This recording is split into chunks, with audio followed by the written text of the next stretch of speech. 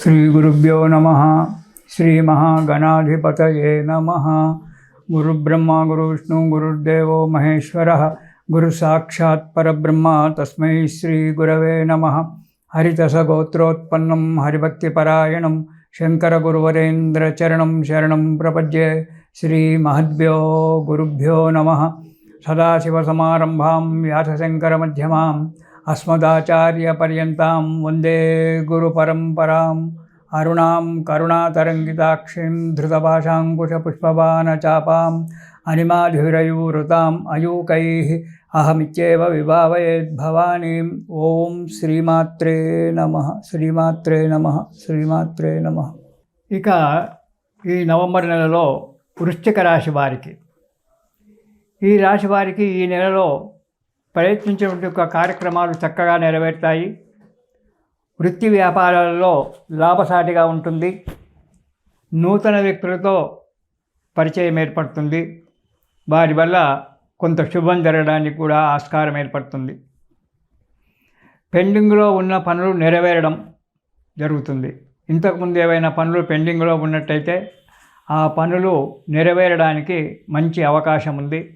కానీ అధికారుల యొక్క వేధింపులు ఎక్కువగా ఉంటాయి. రాజకీయ నాయకులే కావచ్చు, అధికారులే కావచ్చు, వేధింపులు ఎక్కువగా ఉంటాయి. కాబట్టి వాటిని తగు జాగ్రత్తగా తట్టుకొని నిలబడాలి. అనారోగ్యము కొద్దిగా ఉంటుంది. పని యందు శ్రద్ధ లేకపోవడమే అధికారుల యొక్క వేధింపులు. మీరు ఏ పని చేసినా శ్రద్ధగా చేయకపోవడము, సమయానికి వారికి అందించేటువంటి ఒక సమాచారాన్ని అందించకపోవడము, వీటి వల్ల మీకు అధికారుల వల్ల బాధ కలగడానికి ఆస్కారం ఉంది. శక్తికి మించిన పనులు పెట్టుకుంటారు, వద్దన్నా వినరు. వాటితో కొంతకాలం బాధపడతారు. తర్వాత వాటిని సమరసంగా పరిష్కారం చేసుకోవడానికి ఆస్కారం ఏర్పడుతుంది. స్థాన చలనం కూడా జరగడానికి ఆస్కారం ఉంది ఉద్యోగస్తులకు. కాబట్టి తగు జాగ్రత్తగా ఉండడం మంచిది. ఇక మొదటి వారం కనుక మనం చూసుకున్నట్టయితే మంచి ధనలాభం, అనుకున్న ఆశించినటువంటి ఒక ధనాన్ని కూడబెట్టుకోవడం, తెచ్చుకోవడం జరుగుతూ ఉంటుంది. శుభకార్యాలు చేయడము లేదా శుభకార్యాలలో పాల్గొనడము అనేటువంటిది కూడా జరుగుతూ ఉంది. గృహ నిర్మాణానికై ఆలోచన చేయడము, ఇల్లు కట్టుకుంటే బాగుండు అని చెప్పి మీ ధర్మపత్నితో, అంటే మీ భార్యతో, మీ పిల్లలతో, మీ తల్లిదండ్రులతో కావచ్చు, మీ వారితో ఇల్లు కట్టుకోవడానికి గృహ నిర్మాణం గురించి ఆలోచన చేయడము లేదా గృహ నిర్మాణానికి శంకుస్థాపనలు చేయడము అనేటువంటిది కూడా జరగడానికి ఆస్కారం ఉంది మొదటి వారంలో. ఇక రెండవ వారం కనుక చూసుకున్నట్టయితే కుటుంబంలో చిన్న చిన్న కలహాలు రావచ్చు, రాకపోనవచ్చు. చిన్న చిన్న కలహాలు వచ్చినప్పుడు కొద్దిగా మౌనంగా ఉంటే సరిపోతుంది. బంధుమిత్రులతో విరోధం తెచ్చుకోవడం జరుగుతుంటుంది. మీరు మీ బంధువులకు ఎవరికో ఇంత ధన సహాయం చేసి ఆ డబ్బు తిరిగి అడిగితే వారితో విరోధం ఏర్పడేటువంటి ఒక ఆస్కారం ఉంది వృశ్చిక రాశి వారికి. కాబట్టి బంధువుల విషయంలో, లావాదేవీల విషయంలో జాగ్రత్తగా ఉండండి. దుర్మార్గుల వలన భయం. దుర్మార్గులు అంటే మన మనస్సే మొదటి దుర్మార్గుడు. రెండవది మన ఎదురుగా ఉండేటువంటి ఒక స్నేహితులు. మనం ఎప్పుడో డబ్బు ఇచ్చి తిరిగి ఆ డబ్బు అడిగితే వాడు డబ్బు ఇవ్వకపోగా పైగా మాట్లాడడము, కొట్టడము చేయడం ఇలాంటివి జరగడానికి ఆస్కారం ఉంది. కాబట్టి వారి వల్ల జాగ్రత్తగా ఉండండి. చెడు ఆలోచనలు చేయడం జరుగుతుంది. కాబట్టి చెడు ఆలోచనల యొక్క వైపు వెళ్ళకండి. రెండవ వారంలో చెడు ఆలోచనల వల్ల చెడుపే జరుగుతుంది కానీ మంచి జరగదు.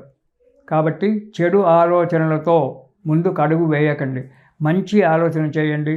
అందుకే చెప్తాను, ఎప్పుడు పాజిటివ్గా ఆలోచించండి. నెగిటివ్గా ఎప్పుడు కూడా ఆలోచించకూడదు. మనకు ఉదాహరణలు చరిత్రలో ఉన్నాయి. నాకు 9 తమ్ముళ్ళు ఉన్నారని చెప్పి దుర్యోధనుడు, పాండవులు 5 కదా, మేము 100 మంది అని చెప్పి చెడ్డ ఆలోచనతో పాండవుల మీదకి వెళ్ళాడు. ఏమైనాడు? చివరకు తండ్రికి కొరువు పెట్టడానికి కూడా లేకుండా పోయినాడు. కాబట్టి ఇవన్నీ మనకు, పురాణాలన్నీ కూడా మనకు హితాన్ని బోధిస్తున్నాయి.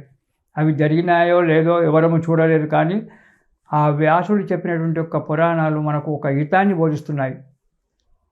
కాబట్టి వాటిని చదువుతూ అందులో ఉన్నటువంటి ఒక మంచిని గ్రహించాలి. మేము 100 మందిని, పాండవులు 5గురు, 100 మందిని పాండవులు ఏం చేస్తారని చెప్పి అనుకున్నాడు. కానీ ఆ 5గురు పాండవుల చేతనే అంతమొందాడు. చివరకు తన కన్న తండ్రికి కొరువు పెట్టేటువంటి ఒక యోగం లేకుండా పోయింది దుర్యోధనుడికి. అందుగురించి మీరు చేసే ప్రతి పని ఆలోచించండి, చెడు ఆలోచనలు తెలుపు పోకండి, పాజిటివ్ ఆలోచించండి. ఇవాళ రేపు అవుతుంది ఆ పని, రేపు అనేటువంటిది ఒకటి ఉంది కాబట్టి ఆ పని గురించి ఆలోచన చేస్తూ ఉండండి. ఇక 3వ వారం అనారోగ్యం ఏర్పడుతుంది కొద్దిగా. దానికి ఏ డాక్టర్ దగ్గరికి వెళ్ళి 2 మందులు తీసుకుంటే సరిపోతుంది. అధికమైన ధన ఖర్చు వస్తుంది, అనుకోకుండా డబ్బు ఖర్చు చేయాల్సి వస్తుంది. మన ఎప్పుడు ఇటు ఆరోగ్యం సరిగా లేకపోవడము, చేతిలో ఉన్న డబ్బు ఖర్చు పెట్టడం వల్ల మనశ్శాంతి లేకుండా పోతుంది. భయంగా ఉంటుంది ఎప్పుడు కూడా. చాలా జాగ్రత్తగా, మానసికంగా బలహీనపడుతుంటారు కాబట్టి ఆ మానసిక బలహీనతను దగ్గరికి రానివ్వకండి. మనోధైర్యంతో ఉంది, ఈరోజు కాకపోతే రేపు ఉంది అనేటువంటి ఒక ఆలోచనలో కాలం గడుపుకోండి. ఇక 4వ వారం యత్నకార్య భంగము. ఏ కార్యక్రమాన్ని గురించి మీరు ముందు కడిగేసినా ఆ కార్యక్రమం జరగకపోవడము, దానివల్ల పెద్దల చేత, ఇతరుల చేత, అధికారుల చేత చీవాట్లు తినడము అనేటువంటి జరుగుతూ ఉంటుంది. స్థిరమైనటువంటి ఒక ఆలోచనలు లేక దానివలన ఇబ్బందులు పడుతూ ఉంటారు. ఒక స్థిరమైనటువంటి ఒక ఆలోచన మీకు మనసులోకి రాకుండా ఉంటుంది. దానివల్ల ఇబ్బందులు పడి పోవాల్సి వస్తుంది.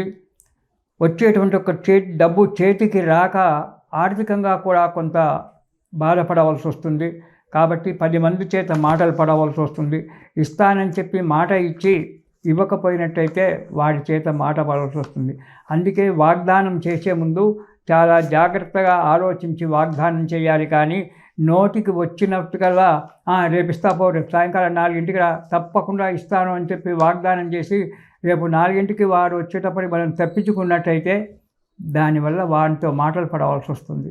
కాబట్టి ఇలాంటి వాగ్దానాలు ఇవన్నీ కూడా చేయకుండా, వాగ్వాదాలకు పోకుండా మౌనంగా ఉంటూ మీకు సరి అయినటువంటి ఒక మీ శక్తికి సరి అయినటువంటి ఒక దాంట్లోనే మీరు కనుక బయలుదేరినట్టయితే ఈ నెల మీకు మంచిగా గడుస్తుంది. ఈ నెలలో మీరు ఎక్కువగా సుబ్రహ్మణ్య స్తోత్రం పారాయణం చేయండి. ప్రతిరోజు సుబ్రహ్మణ్య స్వామి స్తోత్రం కనుక మీరు పారాయణం చేసినట్టయితే భగవంతుడి దయ వల్ల ఆ సుబ్రహ్మణ్య స్వామి మీకు అన్ని విధాల అనుకూలంగా ఉండి మీ కార్యక్రమాలను నెరవేర్చుకోవడం జరుగుతూ ఉంది. మానసిక ధైర్యము, మానసిక శాంతి 2 కూడా లభిస్తాయి. కాబట్టి సుబ్రహ్మణ్య స్తోత్రం ప్రతిరోజు కూడా చదవండి. ఇది శుభం.